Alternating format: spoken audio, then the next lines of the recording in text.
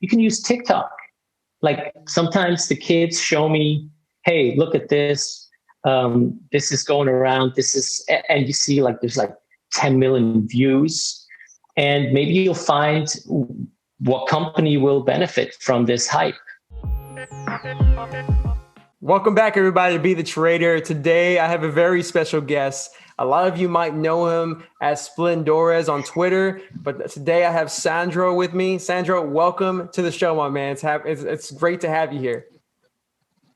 Thanks. It's a pleasure to be with you. Yeah, finally, because we were connecting, I don't know, a long time ago. And we were like, let's make this happen. And then all of a sudden, months go by and then I get a message from you. You're like, hey, I'm free. So, so it's great to have you here. So let's get started. Really, for people who don't know who you are, give us an idea, what got you to get into trading? What was the beginning like? So the beginning of trading really was that I found out that I was going to be a father. That was, I want to say, 2009. And that just sort of like turned a switch in my thinking and in my being. Up until then, I was pretty much sort of fulfilling my own creative visions and desires. I was an actor. I was a dancer mainly, and I sort of got into producing movies. And when that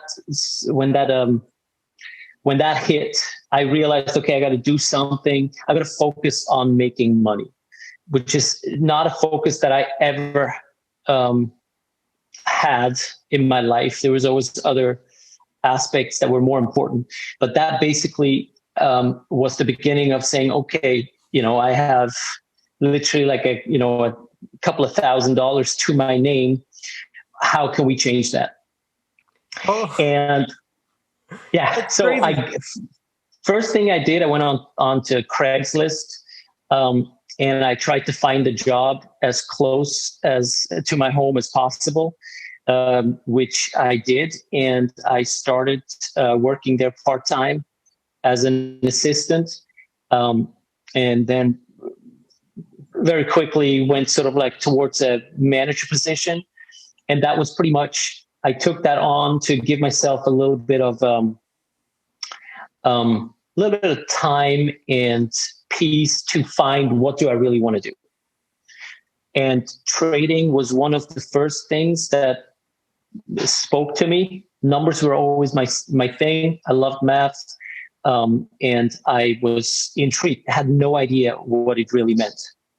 And as you know, with the internet, a few clicks, and you all of a sudden you immerse yourself in a new area. And yeah, I mean, it was already easy then. It's not even, you can't even compare today to then anymore. Like, it's a couple of mouse clicks and you're a professional trader, or you feel like you're a professional trader. But it was pretty simple. And that's sort of like the nutshell.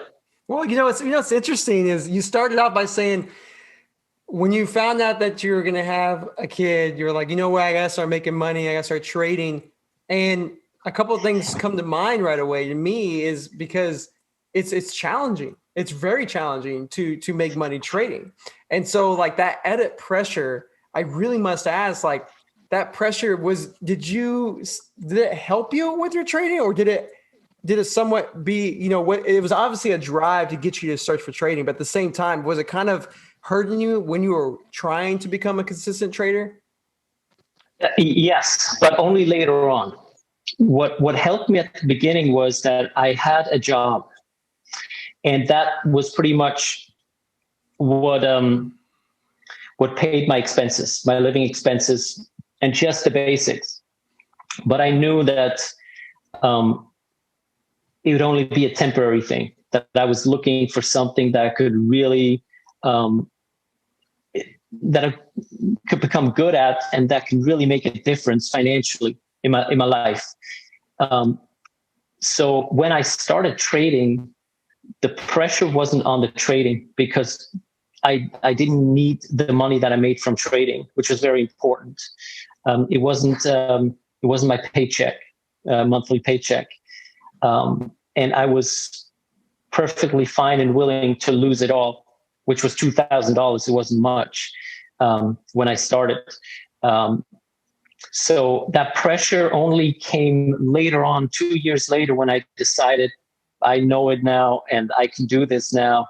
Let's become a professional trader. That's when the trouble started. And why did it start then? Because I gave up my job because I felt like I was ready to do this full time. And first of all, what changed was I was 24/7 thinking about trading, had nothing else that I was doing at that point. Whereas before it was a part-time gig. And then second, there was no safety. I didn't feel like I had that safety net behind me. It actually did matter if I didn't make money in a month or if I had a big loss. That didn't really had an impact, which wasn't the case before. Hmm. But what told you though? Like, what made you feel like, hey, I got this. I'm gonna go full time. Like, what was it for you? Was it a money amount? Was it a consistency? Like, if it was consistency, what did that really look like? Like, give me an idea. Yeah, it was a bit of both. At that point, when I started, there was a website which I don't want to mention by name because I don't like who's affiliated with it. I don't even know if it still exists, but it was a website where you could log your trades. And it was automatically, my brokerage account was automatically connected to that and uploaded all the trades. And I pretty much sort of didn't realize how well I was doing until somebody told me, dude, this is great. And that was actually Nate Michaud from Investors Underground, which is a chat room that I thankfully found very early on. And it was an insane chat room, had like the best traders in there, like veterans. It was incredible to learn. It definitely sped up the whole process of becoming, I don't want to say a professional trader, but learning the game and finding what works for you. It was, I believe I must have put it on my Twitter account the first year and a half of my trading when people commented on it, and that then made me realize, oh, okay, well, it seems like I'm doing well. I'm doing better than average, which was really not something I didn't know what average was. Okay. So yeah. So give me an idea on, well, first off, I don't want to ignore the fact that you were a dancer and you were an actor and you started creating movies, because little known fact, I was a choreographer and used to teach hip hop and all of that. So it's awesome. Oh, awesome. Here. What kind of style did you do? I was not very poppy. I was actually trained in ballet. Oh, cool. I was classically trained. I did a lot of, I did pop too for some artists, but it was mainly, classically trained. That's awesome, man. I know a lot of ballet dancers, and that is so hard to do, like really hard to do. So hats off to you there. And to get back on topic, because people were like, well, we want to know about the trading, but it was just cool to hear that because we have a little connection there. And I think it's important that people, because that's one of the questions I always got through Twitter, or just in general when people found out I was a trader, they said, but I didn't study economy, or I didn't do this, I didn't do that. And that was it's the best. It's great that I was a dancer, because I could tell them, hey, I was a ballet dancer. Right. You think you don't have the education? Well, look at me. Absolutely. That's a good point. In fact, I mean, I think I've had people on the show who said they had a financial education and it helped them at none. It didn't even help them at all with that. In fact, it might have gave them a wrong bias when it came to reading Absolutely. filings and all of that, because they thought they knew and they learned it in school. So I agree with you there. And you know what? Listen, I'm curious no, on. yeah. Go ahead. No, I traded on fundamentals for 10 years. Um, and now I have to look back at it, and that takes a little bit of learning. You need to learn how to read filings, um, and I don't want to say it was for nothing, but if I look at it now, fundamentals really haven't mattered for years. And I mean, we see what the market is in now. I mean, you know, um, it's if you're a fundamental trader, good luck. Yeah, absolutely. So you started. So that gets me to the next question. Did you start off? When you started to get your consistency, what kind of trader were you at the beginning? Like when you found your consistency, you said, you know what, I'm going to go full time. You're getting all these good ideas from people saying, hey man, I'm doing better above average. You're in this trading room. What was your style at that time? Yeah. So looking back at it, I started when OTC promotions were the big thing. Yeah, that was so And long ago. yeah, I mean, that's like, now it's, again, I want to say 2010 or so, possibly. And I used at any given day, I had maybe 15 to 30 short positions in OTC pump and dumps. I was really diversified, all short, but diversified into different names. And those OTC pumps all ended up in the same place, which at zero or close to zero. I'm pretty sure if I looked up all these tickers, they don't even exist anymore. So time was on my side in that sense. And so, yeah, that's basically what I did. I shorted OTC pumps. So, and for those who don't know what an OTC pump is, it's basically like nowadays we have chat room pumps, right? Nowadays you have people who that would send out a newsletter to tons of people and make a chart, just squeeze and just go completely bizarre, like just like from 20 cents to maybe $3, $20. It could be whatever. And then eventually that was all artificially made by a pump, right? An article. And then Sandro here would short it possibly and ride it all the way back down. So just for those who aren't aware, that's no longer really a case anymore in terms of that type of pump, but there's still other instances that this happens. Now I'm curious, though, what happened when that went away? Because that wasn't there that long. So like what happened when that went away? What happened to you at that moment? Because there had to be like a struggle or a shift, or were you gradually changing? Like what happened? Right. So what actually happened is I left trading before those really came to an end, I want to say, or maybe it was at the same time. I left trading because it didn't give me, I remember, I can't remember, maybe 2014 it was. It was at the end of the year and I pretty much had a burnout. Because I felt, and I felt like a loser. I felt like I was a losing trader, even though I was up, I think like 85% on the year. I finished the year feeling like a loser. Like I felt like I was not enjoying it. I was burnt out, and I didn't. I was looking for something else. I was looking to just learn something else. And it's not that I master trading by all means. You never master trading, but it just didn't give me any more what it gave me at the beginning. So what I did is trading allowed me to make money that then in return allowed me to start my own business, which I grew. And the money that I made from my business then allowed me to come back into trading at a different level, basically.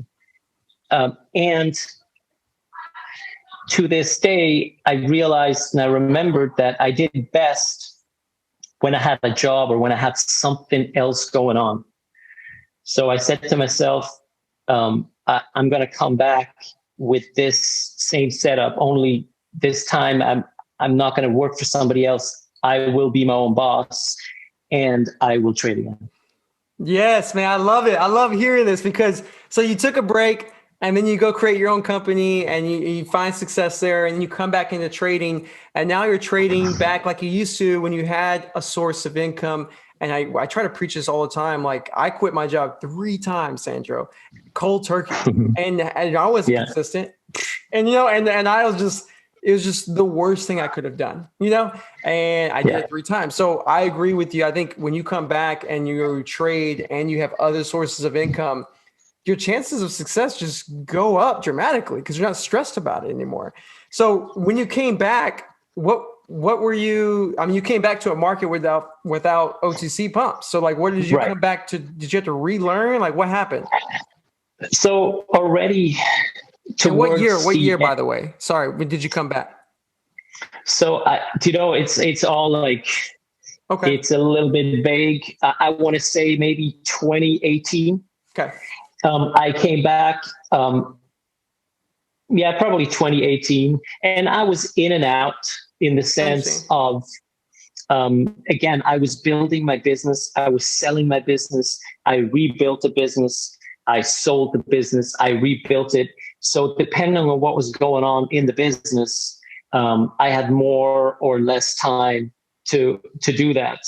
And so when I came, and before I left, I already started shorting like NASDAQ stocks. I mean, they traded everywhere on every exchange. It's just that I felt like it started to get a little bit more complicated for me because I would only short a stock if it was a definite zero. And again, it's like I took this fundamental analysis very serious as to I sort of like wanted to see zero revenues, high debt, and a chance for dilution. Or again, one of those promotional flyers that was at that time sent through the mail. However, you're obviously surrounded by thousands of other tickers while you do that. And you learn, I slowly learned to short overvalued or hyped up stocks that traded, on the bigger exchanges as well. So now I know you referenced again that you were mainly fundamentals at first, and now you're mainly technical, I'm assuming, like mainly a technical trader? No, not at all. Okay. That was pretty much an issue that I had. It was very difficult for me to cut my losses because once you see the numbers and you realize, well, they're burning $10 million every 3 months. They have $1 million to, in the bank account, they're going to raise, right? So that always sort of like looking deeper into the companies gave me a bias that really hurt me. Because again, as I said, it's like, if you're a fundamental investor, I don't know what you can invest in right now. It's just so insane. So I realized that this fundamental aspect, although it gave me a better understanding of what the stock market is and how it works, and how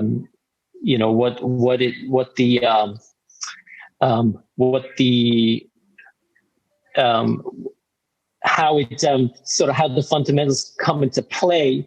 I didn't realize at that time that, I don't want to say that it was luck, because timing is always on your side, but who says that you're going to survive the stock going from 1 to 50 if you start shorting it at 10? I mean, it didn't make sense to be at $10, but these stocks start to run like to 20, 30, 40, $50, and I found it very difficult to cut my losses. And if you can't cut your losses as a trader, you will have you'll have repeatedly, you'll have big losses. Yep. And you'll see that with many traders, good traders, bad traders. They have 10 wins or 50 wins, 100 wins, and then have one loss that wipes half or all of it out. So I just realized that there is something else that I didn't understand or that didn't click for me. It's like, I heard it so many times: cut your losses, have your risk, have your rewards.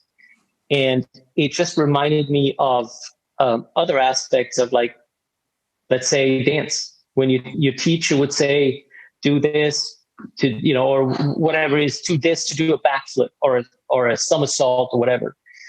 And you wouldn't get it until somebody else comes around and says, look up before you tuck, or whatever, whatever it is. And it's really, they say the same thing, but in a different way, and it clicks. So the whole technical aspect for me never clicked. It's sort of like these levels that people talked about just never really made sense to me. And I didn't see a consistency with them that I could have said, this works. I tried a lot of different things, like wait for the first red day, wait until it breaks this support and whatnot. And that just did not work for me. So I didn't become a technical trader. It was more that I decided, okay, how can I overcome the problem that I have of my being too biased? And I realized I did the best. I'm not good at making quick, fast decisions. So it often takes me a lot longer to cut a loss than it really should. So I realized that if I'm diversified the way I was when I started, and when I didn't have as much time in front of the computer, that's when I did best, because I could have a loser that would go 50% against me, but it didn't really matter compared to the other, because I had another 25 positions that were doing exactly what I thought I would. So people always talk about risk reward. Oh, it needs to be 3-1, 4-1. That never made sense to me. It's like, what I'm good at is I'm good at picking stocks, I suppose, knowing what stocks to trade. And 9 out of 10 times, they go my direction. Okay. Now that one time, it will not go my direction. And so I wouldn't cut it at $1 hoping for $3. I would just basically, I would find my safety or my success in diversifying. And it took me a while to understand that. And the only way I understood this was by just looking at my own computer screen, at my trading, because there's so many good ideas, advice out there, from Warren Buffett to everybody that says things, and then it's being repeated, but it may not necessarily apply to you. Yep. So often the trades I'm taking, my risk reward is, again, in the diversification of it, and the fact that 9 out of 10 times it is going my way. So yes, I may be down $1 and then take profit at $1. But if you do that 9 out of 10 times, it's okay if the other trade goes against you $2 or $3.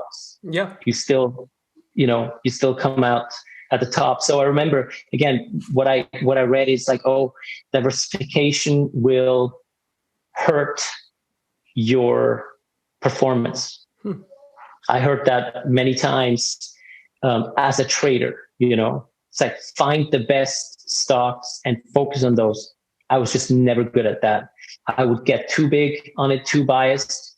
And again, it's like being alcoholic, which I'm not.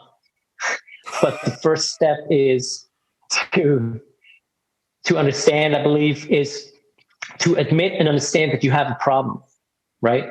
And then you find a solution to that problem. So, and sometimes it takes a long time. You got to hear it from it. You know, you got to hear it in a different way. It has to be verbalized to you in some way, or it just takes you another way around to then fix that problem.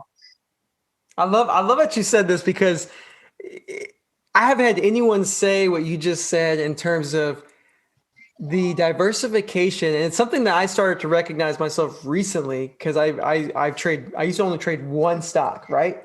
And now I trade, like, it's not odd that I'll be in 6 trades every day, you know, and just constant. And so I started to see that your stress goes down. It's weird, but your stress goes down a lot, because you're like, I'm okay if this one doesn't work because these are working, or like vice versa. And so I totally understand what you're saying. And it's great that you said that for you, technicals wasn't really a thing, and more so you're just good at finding stocks that shouldn't be up high, because you are good at reading fundamentals. However, you're also good at spreading your spreading your risk. You basically spread your risk so far out that your odds are in your favor, because you're still trading at high odds kind of setup, you know, what you determine is a great setup.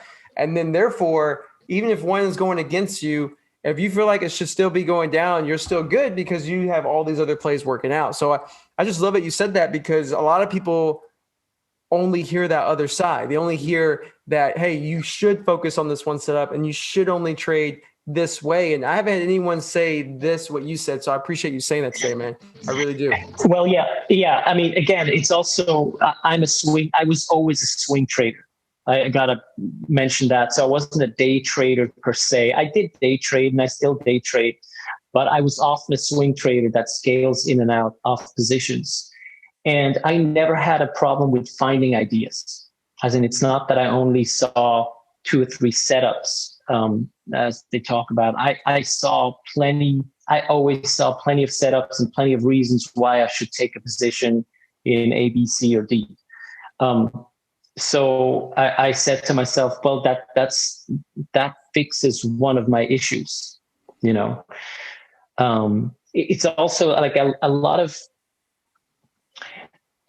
just a lot of things never really made sense to me. I never understood momentum stocks. I mean, I know what they are, but it never really hit home in a way that I could use, that I could trade momentum stocks.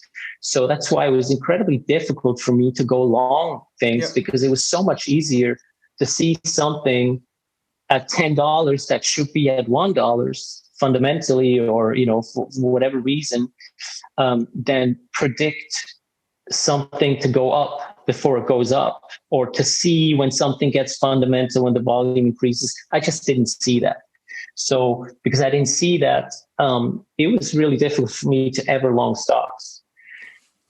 And so I want to ask you something real quick. I don't mean to cut you off, but we're getting close to time here. So I want to ask you something, a couple of things, 2 things. The first one is, because I'm sure people are hearing this and there's some people who are like, holy crap, like this is me. And I want to know, like, just give someone advice on, you know, I know you look at fundamentals, but what is just one thing that they could look for to help them go in the right path to start learning more about fundamentals, so they can become, you know, maybe that side of a trade?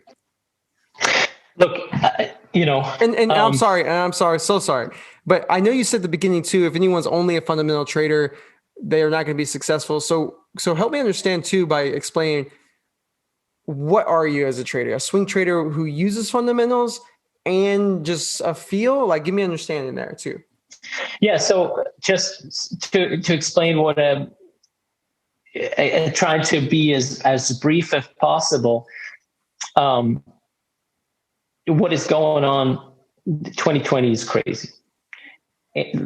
COVID, of course, and what is happening on the Fed level is just an extension of this craziness, right? I mean, we hear it. It's just insane. I don't think anybody can really grasp what these numbers mean. But what I did grasp is that If you're a short buy swing trader in these times, you're dead.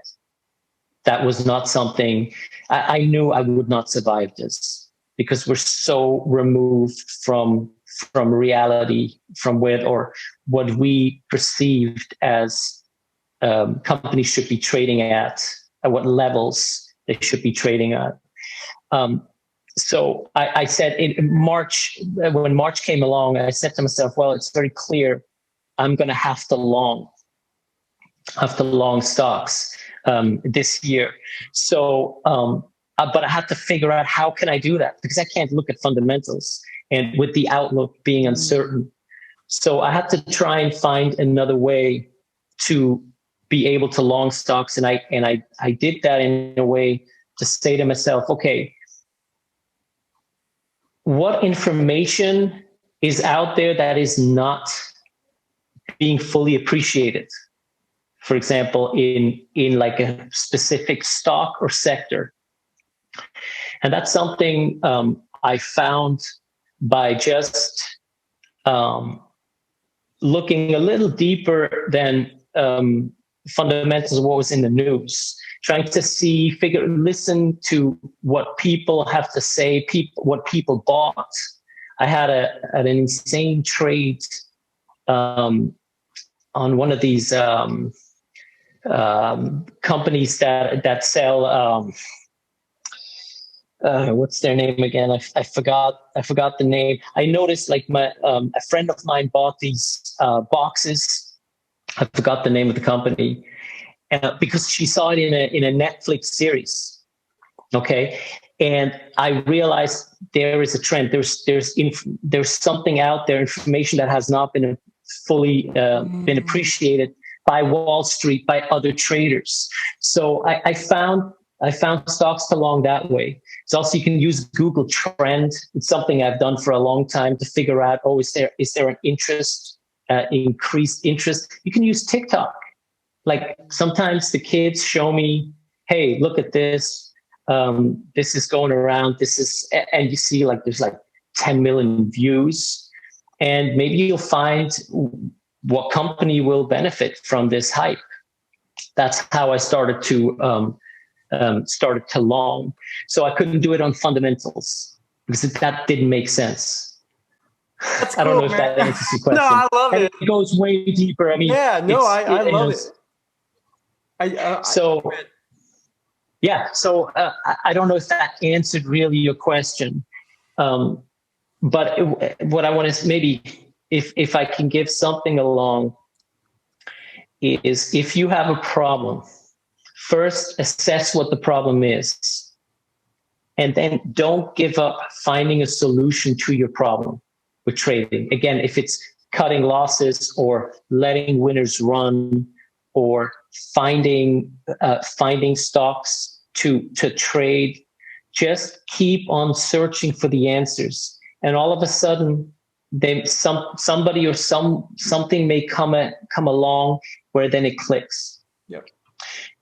Be in a chat room, learn, but at some point, go back to your own place, your own four walls, and find out who you are as a trader. Learn, listen to as many traders as you can, but then in the end, you got to come back to yourself and figure out, okay, and who am I as a trader? I love it, man. That. I love it. And you know what? I haven't said that a lot. And if you go watch any of the interviews, I don't say that too much. Like, I love it. Like I really love the way you're thinking, because it's so different and yet it makes total sense. And you're more so, I'm simplifying it, but trading trends and trading people, like you're trading like what's in now. But it's not as simple as it's already mainstream. I am oversimplifying it, but if you listen to what he just said, make sure to rewind it and re-listen to how he's finding things, and just take that and run with that idea and run deeper and think of how you can make that go even further. And I'm telling you that I think you just unleashed like a really nice nugget there. And I really appreciate it, because I don't know if you follow Gary Vee, but Gary Vee thinks like this too. And the whole idea of viewing the public as one massive market and just seeing what's slowly getting hype. And then he rides that in. So it's like kind of what you're doing with the market and using trends. So I really appreciate you saying that. Before we wrap this up, the last two things are very simple. I'm going to ask them at the same time.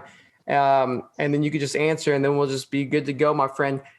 I want to know, the first one is, if there is, and if there's not, that's great. But if there is a really good book, regardless if it's only trading book, like any type of book that has helped you in business or in trading, like just in general, it doesn't have to be an actual trading book or business book. What would you say that is? And then number two, where can people find you when they want to learn more about you? Go for it. So I read a bunch of books and none of them stuck. I found them inspirational, and sometimes that's all you need. Reread Market Wizards if you look for inspiration, okay? But they have not given me, there's not a single book that really gave me,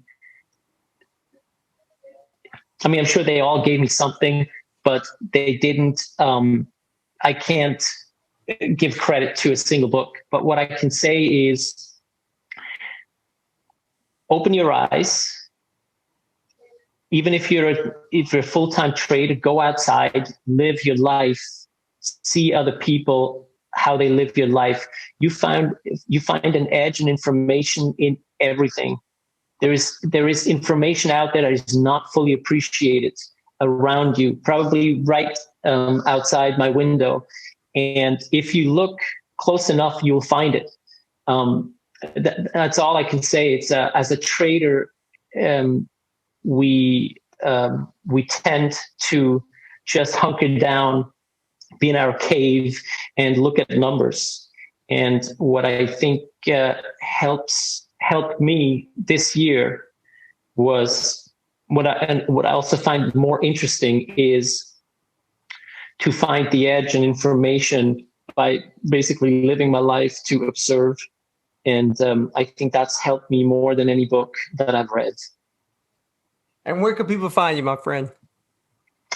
So people can find me, I suppose, on Twitter. I'm not very active anymore. My Twitter is for my entertainment purposes only. I'm not even there to entertain anybody else. It's often just something that I write that makes me laugh. So, my Twitter handle is Splendores. It's my last name and my first initial. So you can find me there. If people have questions, I do. I believe I answer everybody. You can find me there. I suppose that's where I live. Otherwise, social media, I don't really. I'm not on social media, but I do have TikTok. It's a great source of finding ideas. No, hey, I have TikTok too. I started using it lately, so I'm going to start looking at it a little different now because of this conversation. So first off, thank you so much, Sandro. So much, man, for being here on the show, because it's been a pleasure and it's been a really cool conversation. We might have to do another one in the future, man, where we talk more down this road. But thank you so much, man. I really appreciate you being here. Sure. Thank you. I appreciate it.